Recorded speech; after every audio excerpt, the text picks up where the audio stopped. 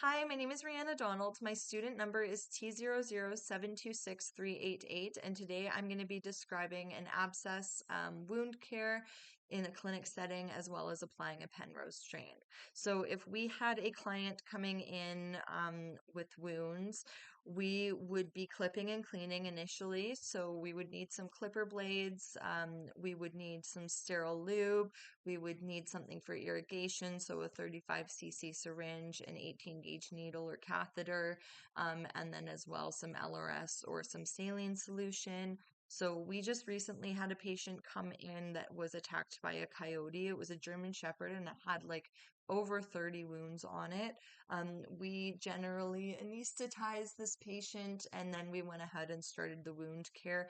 I was responsible for cleaning the wounds, so I started by applying sterile lube into the wounds. I clipped the area and created square margins around the wounds, leaving quite a lot of space from the wound to the hair, just to make sure that if there was any dead space, we'd be able to make it cut and place a drain if needed, and also to make sure that no hair is getting into the wound while it heals. So then after I had completely clipped the margins, I went ahead and I started to clip the actual wound because the hair or the fur was, kind of overlying into the wound. So I needed to clean those edges up the best that I could. Once I did that, I took the gauze and I wiped the wounds out to clean them up from the hair and the lube. And then I went and I grabbed my 35 cc syringe with saline in it, and I started to irrigate the wounds, applying a decent amount of pressure so that there's a bit of splashback when I am irrigating. And I'm pulling up the skin and I'm irrigating underneath the skin, making sure that there's no dead space, but just bringing up any debris and hair that's been caught in there.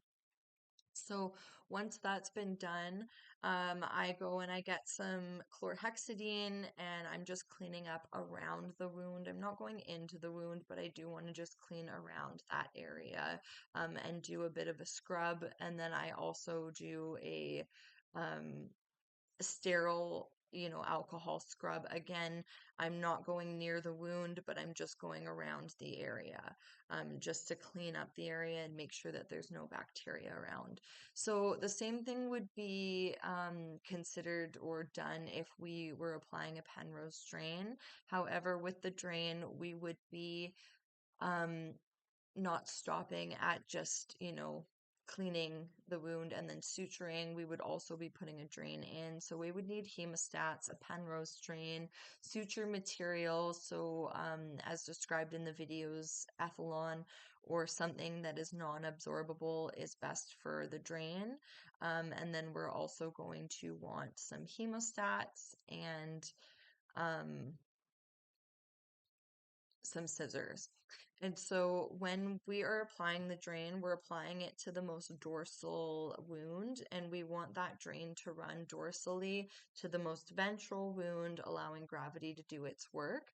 So we're taking the tip um, of the Penrose drain with the hemostats, and we're going under the skin subcutaneously until the most dorsal part of the dorsal wound. And then we're going to secure that in, or the doctor will secure that in with sutures. Then we're going to bring the drain through the draining tract, which is subcutaneous, so it's through underneath the skin, connecting to the to the other wound, so to the ventral wound. And then once it gets to the ventral wound, the doctor is going to make an incision just below it, and that's where the drain is going to pop out. They'll cut the drain so that it is on a diagonal, which allows for further or for better draining. And then they're going to go ahead and they're going to suture up the wound and close that drain in there. So the only part of the drain that is physically seen is the bottom part that's hanging out and draining. And in terms of home care, it's practically the same for both. We want the animal to be staying, calm, dry, clean. So no swimming, no bathing, no rolling in the mud. We want them to, keep quiet. So limit activity, ensure that they're getting their proper medications. Likely they'll be on antibiotics and pain medications. And yeah, overall, um, monitoring for infection, which would be purulent smell, purulent discharge, redness, signs of swelling. Things that would be a major concern would be vomiting, diarrhea, lethargy, um, quite an infected wound if this is noticed by the owners, those kind of things. But with the drain in particular, we just want to make sure again that it is not getting infected, that the animal's wearing their cone, and that goes for actually both of them because it is so easy for an animal to damage their wounds without the cone on. And then we also just want to note that the drain's going to be dry. Oh my goodness, the drain will be draining for 3 to 5 days. And so it's expected to see some discharge there. It's going to be clear or, a little bit blood tinged, but it shouldn't be full on blood or green or brown or anything like that. Um, yeah, so that's all I can think of off of the top of my head. Um, and of course, for the wound, for the drain placement, we're going under the skin and we're actually suturing and stuff. So for that, we would want to have sterile gloves on, and we would also want to be in a more sterile setting. Um, but it is not necessarily the most sterile procedure because there's tons of bacteria in the mouth, and unfortunately, that's just what kind of gets in there, and that's why we rely on antibiotics to help out as well. Um, thank you.